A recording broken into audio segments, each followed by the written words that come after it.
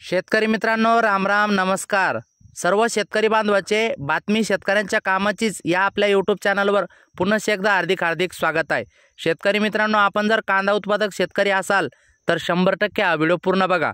नुकतीच कांदा निर्यातबंदी हटली आहे, परंतु खरंच या निर्यातबंदी हटल्यामुळे कांद्याचे दर सध्या जे वाढत आहे तर ते कुठपर्यंत जातील, भाव कुठपर्यंत होईल, त्याचबरोबर हे भाव किती दिवस टिकून राहील या संदर्भात ताजी बातमी, ताजा आढावा आपण घेऊया.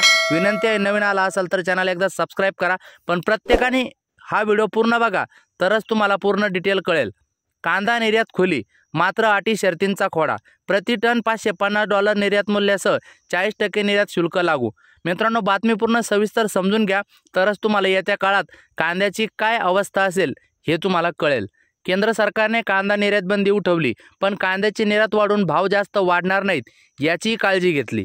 सरकारने प्रति टन $550 किमान निर्यात मूल्य आणि 40% निर्यात शुल्काची खुटी मारून ठेवली. त्यामुळे आपला कांदा आंतरराष्ट्रीय बाजारात अनेक देशांच्या तुलनेत महाग झाला.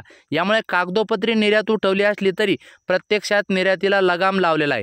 गेल्या 8 महिन्यापासून केंद्र सरकारने कांदा प्रश्नी घेतलेले विविध निर्णय आणि हस्तक्षेपामुळे शेतकरी, निर्यातदार व व्यापारी अडचणीत आहे. त्यामुळे मते मिळवण्यासाठी केंद्राने डिप्लोमॅसी केली आहे. मात्र एकीकडे हा निर्णय म्हणजे निर्यात मागे घेतल्याचा देखावा, तर दुसरीकडे आडकाठी असल्याचे समोर आले आहे. या निर्णयामुळे तूर्त बाजारात 300 ते ₹650 रुपयाची दरवाढ झाल्याची दिसून येत आहे. मित्रांनो, तसा विचार केला तर लासलगाव 4 मे 2000 पर्यंत, विंचूर लासलगाव 2250 पर्यंत, नाशिक 1600च्या पुढे. मित्रांनो, गेल्या वर्षी ऑगस्ट महिन्यात 40% निर्यात शुल्क अर्थ मंत्रालयाच्या माध्यमातून लादण्याची इतिहासात पहिलीच वेळ होती.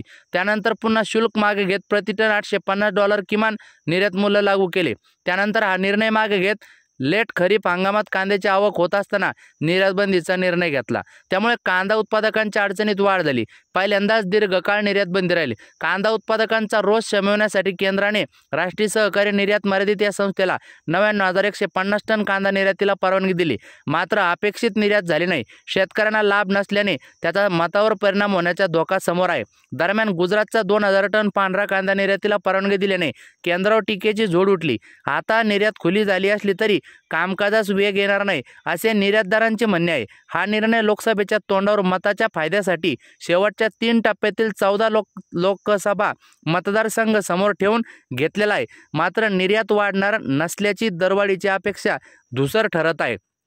परवानगी नावाला मात्र आडकाठी. केंद्राच्या वाणिज्य मंत्रालयाचे विदेश व्यापार महासंचालनाच्या अधिसूचनेनुसार सद्यस्थितीला या गोष्टी घडत आहे.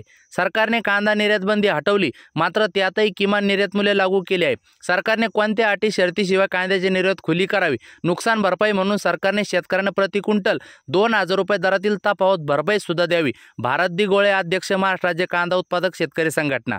कांदा उत्पादक पट्ट्यात सध्या लोकसभा निवडणुकीचा प्रचार सुरू आहे. कांदा उत्पादक शेतकऱ्यांमध्ये सरकार विरोधात नाराजी स्पष्ट आहे. ती कमी करण्यासाठी सरकारने हा निर्णय घेतला आहे. सरकारने पुन्हा शेतकऱ्यांची दिशाभूल केली आहे. अनिल घनवट, राष्ट्रीय अध्यक्ष, स्वतंत्र भारत पक्ष. तर कांदा निर्यात सुरू करण्याचा निर्णयाचे स्वागत आहे, मात्र यावर जे निर्बंध लावले आहेत त्यामध्ये शिथिलता आणण्याची गरज आहे. त्याचा फायदा कांदा उत्पादक व निर्यातदारांना होणार आहे. विकास सिंग, कांदा निर्यातदार शेतकरी. एकंदरीत सरकारने निर्बंध लावलेले कमी केले पाहिजे, हीच माहिती या ठिकाणी आहे.